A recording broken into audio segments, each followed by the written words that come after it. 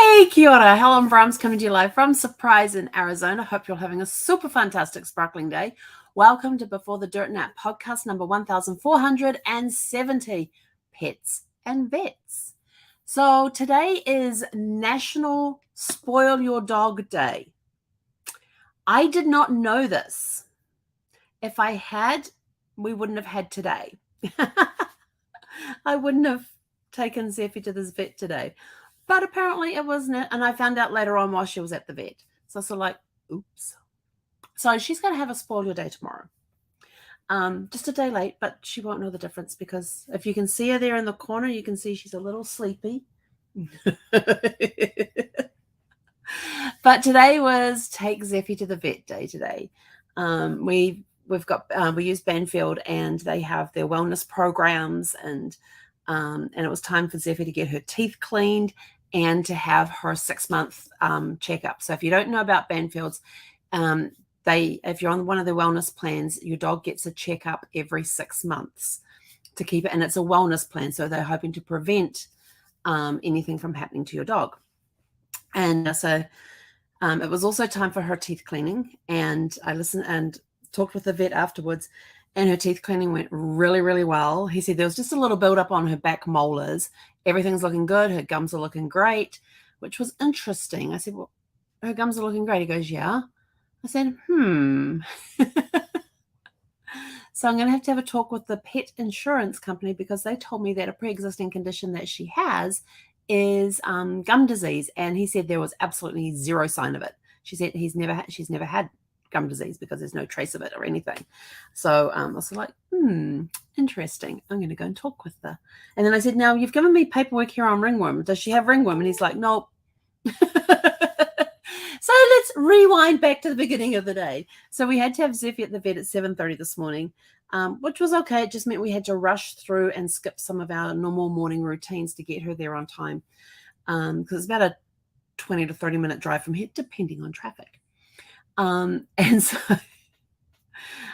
she was a little confused at first because we got up ultra early. Well, we got up at our normal time, but she got to go for her walk ultra early this morning. It was only 88 degrees outside, and we haven't walked in 88 degrees since I don't know when. Definitely not since we've moved into this house. And so we went for a walk, and I noticed that she was taking an extra long time to pee, and I was like, what's up with that? And I thought, is she actually peeing? And so of course, these are things that dog owners have, they take notice of and they observe. And so I checked, and it seemed that she was having trouble with that. And then she peed on this. It was like a couple of drops onto a rock or something. And I looked and went, that looks awfully dark. But then the sun wasn't out at that time. The sun was up. It just wasn't out. It was covered in dark clouds. And I was thinking, are we going to get rain today? Are we? And no, we're not. I know. I'm hoping and praying for rain. It's been a very dry summer, and I will tell you how dry this summer has been. On the campground where we currently have Sparkles that will be moved this month, the one that we've been living at for the last 2 years, they have been posting pictures of, can't think of the name, those beautiful cacti that stand up tall and have the little arms that come out, and they've got a whole national park of them. I can't think of the name of them. They begin with an S. So if somebody's watching and knows the name, put it in there. But they have been dropping at the resort because they're not getting enough water. They are dehydrated. They haven't had any water. They've had no rain for a long time. And so these beautiful, tall cacti, and these ones are, 15 feet or taller, are literally collapsing to the ground. And they're collapsing across roads. They're collapsing into gardens and everything because they got no water. And they've been posting pictures almost on a daily basis of another one's gone. And when I remember walking around the park with Zeffy in the pet area, used to love looking at these things because there's these birds that actually live inside the cacti, and they get up there and they like pick at it, and then they create a hollow for them to go in there, and that's where they live. I have their little nesting, their little home, and all that sort of stuff. And it's always interesting to see, how many holes a cacti has, that how many families are living in these cacti and stuff. So they were dropping. Anyway, back to, I don't even know, how did I get on there? Squirrel moment. I thought, what the heck's going on here? So anyway, we walked home. So Zivi's taking a long time to pee. She has a couple of drops. They look a little dark. I can't tell if it's clear, if it's just dark because the stone's wet, or if there's anything else going on. As we're walking, I'm noticing, and of course she always walks in front of me. It's just our thing. She's my little protector. So she always walks ahead of me to make sure the way is clear. And I noticed a colored spot on the back, on her back end. And I thought, well, that doesn't quite look orange, because she'd had pumpkin. Oh, yesterday she had thrown up 4 times in the space of an hour, twice in the kitchen, twice when we were out walking. And then she never threw up again the rest of the day. And she had pumpkin last night, and with a little bit of her kibble mixed in, and she kept it down. And I thought, well, maybe that's a remnant from the pumpkin in her poop. And I was like, no, it doesn't look the right color. So I had to wait till we got home, so I could see, and it was blood. And I was like, oh crap, where did that come from? So she had the vet appointment this morning. I thought, right, I'm going to mention everything that went on, and we'll see how it goes. And so we got her to the vet. She is such a crazy dog, I tell you. She gets in there and she's like whining at them because they're making her wait. We got her on this. Oh, that's what I was supposed to check. 18.1 kilos, 2 pounds, because she was 18.1 kilos, which is 39 pounds, 39.9 pounds. Okay, so she's getting to the top weight range, top of her weight range. And the vet wasn't concerned about it, so that was good. But when we got there, we met with a vet tech who took down any issues that you've got. I says, yeah. And I just started rattling them off. There was the throat. I said she was sick yesterday. She was, vomited 4 times. This morning she was peeing blood. And I looked down on the floor, and there's a couple of drops of blood down on the floor. I says, as you can see. And she's like, okay, we will get that taken care of. And she's got this little growth on the back of one of her legs, which looks like an oversized tick. And at first I thought it was a tick, but it wasn't a tick. It's just this growth. So they biopsied that. And then I was concerned because on her underside, on her belly, down between her hips and stuff, it used to be this pink color. Now it's almost black. And her fur has darkened up as well. And so I said to her, what's going on here?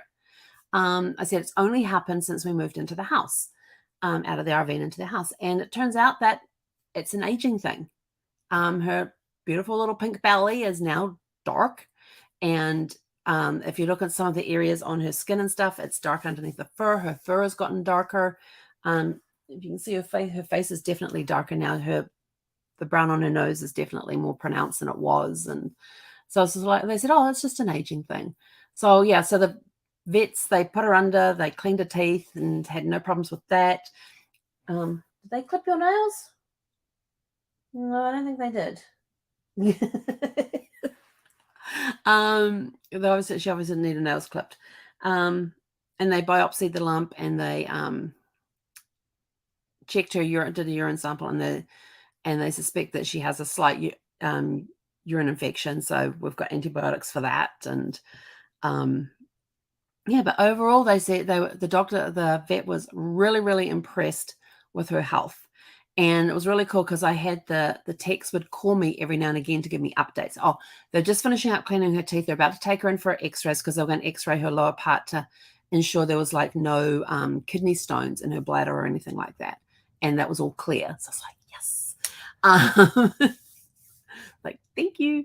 So that was all clear. And but I was thinking about it today, and I was trying to think of a topic, and a friend of mine suggested pets and vets. And I thought, yeah. I said, because, as a pet owner, and some of you will this, you get little things like blood in the urine, they're peeing blood. What the hell causing that? What, is it life-threatening? Is it, I go to worst case scenario. That's me. That's how I am. But I try to stay positive at the same time. Like, nope, everything's going to be fine.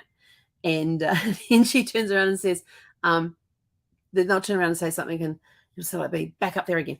But they called to let me know that everything was going okay. This is what they could do, And anytime they wanted to add an expense to the bill, they would call me to let me know. And the last one, she says, oh my God, your dog is so sweet. And I said, thank you. She says, she's just charming us all here today. And I said, yeah, she'll be doing that. I said, she really loves people. And And when I went to pick her up, they said, of course, Zeffie's whining because she just wants to go.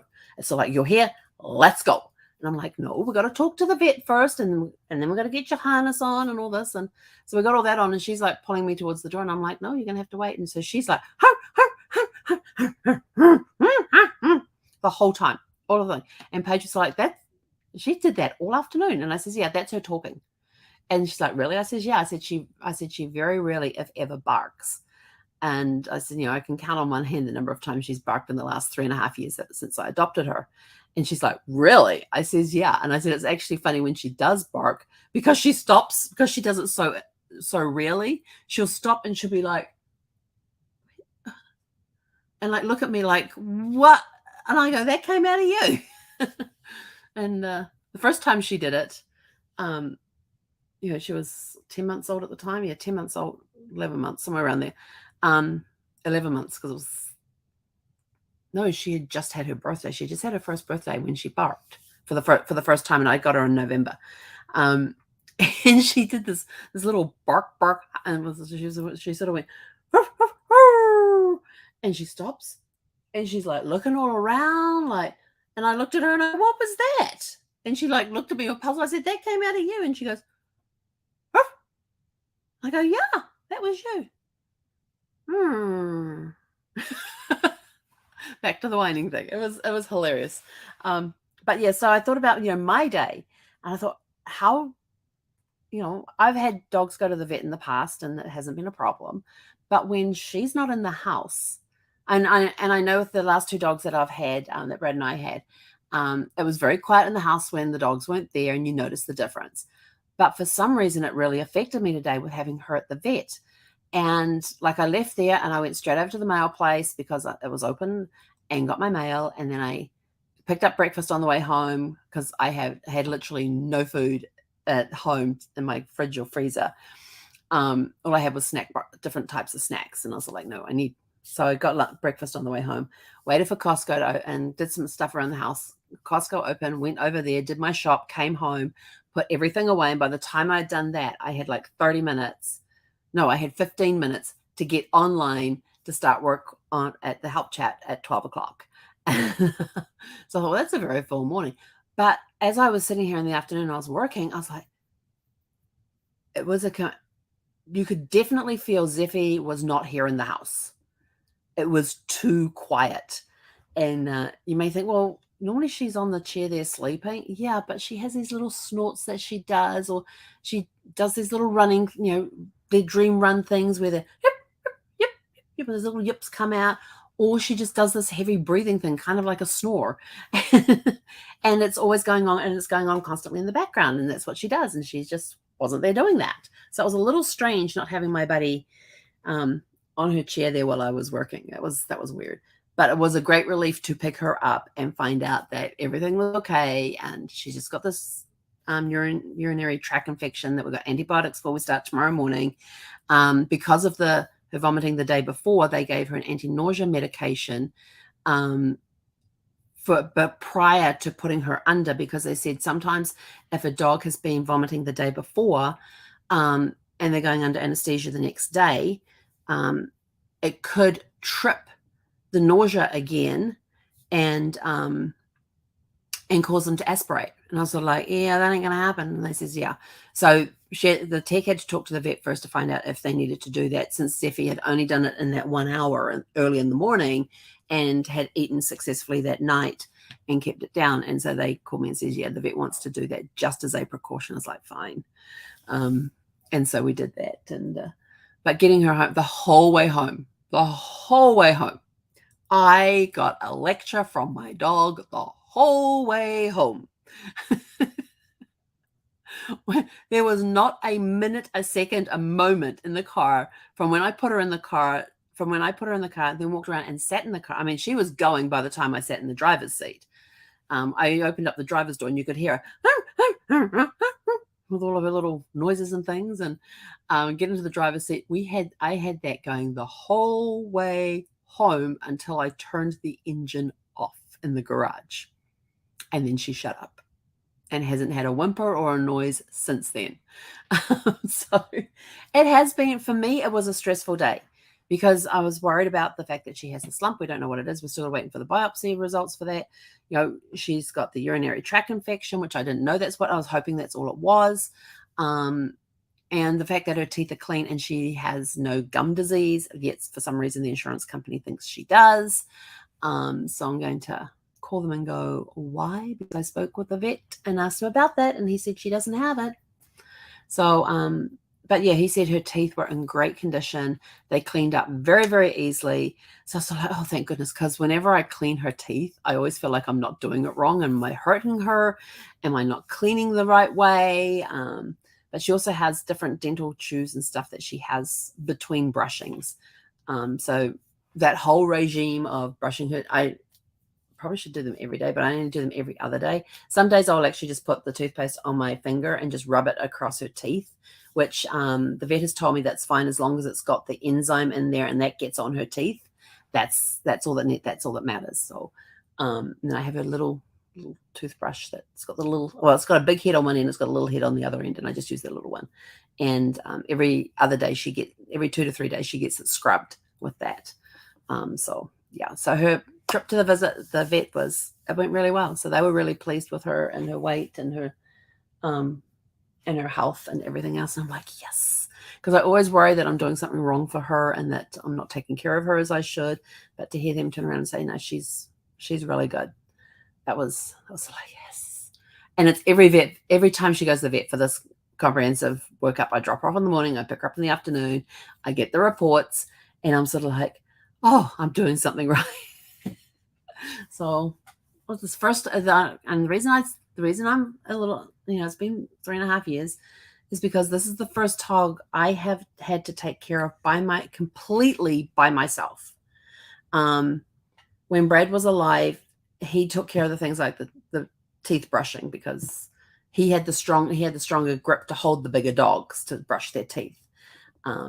She is actually, when it comes to giving her medication, is hilarious, because we have this whole routine in the morning where she has to have Claritin, 24-hour Claritin every morning, because she suffers from allergies and does this thing that's called reverse sneezing. It's the weirdest sound you'll ever hear. Trying to describe it to the vet was interesting, and then they told me it was probably allergies, so give her a 24-hour Claritin, not the one with the decongestant in it. And so I get her little treats, and in my hand I have the little treats, and in my finger I have that little Claritin, and it's like, use this hand and these fingers to pull her drawer open, to stick that tablet down her throat. And she is so funny with it because she's looking forward to the treats. And so I tell her to go to mat. She goes to the rug that the mat is on and lays down. I'm like, no, you got to go to the mat. And so we finally get her on the mat, and she sits there, and I go to reach for her drawer, and all of a sudden she'll just drop down on the floor into the laying position. And I'm sort of like, okay. And then I go to pick up her drawer again, and she flops onto her side. So you've got to pick her head up, open up a drawer, stick the tablet down there. And as soon as it's down there, I just drop the treats on the floor, and she's straight into them. Like she didn't even have any medication. So she's really cool with stuff like that. And when it comes to brushing her teeth, she's sort of like, oh, this again. And so she'll just sort of like relax and kind of try to resist, but she just sort of like, oh, I got to go through this. It's like when we're putting her booties on, she'll just lay there it's that time. And so she'd lay on the floor just with her paws up so you could put them on for her. But you could see on her face that she was not happy. We had to stop using the boots because one of her paws starts to bleed with the boots, and it's not the claws that are down here, it's the one that's up. If you know, the dogs have the claws on the front paws, that they have that high one of those ones was rubbing and bleeding every time we put the booties on her. So I have to find booties that don't go up that high or are extra padded to stop that rubbing for her. So but anyway, so how do you handle your pet's trips to the vets when it's vet day, and you've got to drop the pet off, whether it's a dog, a cat, a bird, whatever? You got to drop them off in the morning and pick them up in the afternoon. How do you handle that stress throughout the day? What do you do? Are you fine with it? Or is that little voice in the back of your head going, oh, what if it's this? What if it's that? And giving you worst case scenarios, and you're trying to shut that voice down and turn it down. How do you turn that voice down? So that's it from us for today. We're just going to go and have a nice quiet evening. Somebody she's got no energy right now. She's just sleeping it off. But I know come tomorrow morning when we get out of bed, she'll be trotting off down the hallway, tail up, head high, and just trotting off down the hallway, and her little pace there, and then she'll turn the corner, and then she'll stop and wait for me to turn the corner. And if I take too long, her head comes around the corner and say, "Where are you? What are you doing?" So, but anyway, go out, have a super fantastic sparkling evening, and we will catch you guys back here at 6 p.m. Pacific time tomorrow. I have a surprise coming tomorrow too, so looking forward to it, but I'll share it with you tomorrow. You've already heard about it, but I actually get a physical copy of my book tomorrow, so I'm super, super excited about that. Oh, and I want to say a big thank you to everybody who has gone ahead and purchased a copy. It means a lot to me that that you're supporting me this way. It's very touching. So thank you for those that have purchased a copy.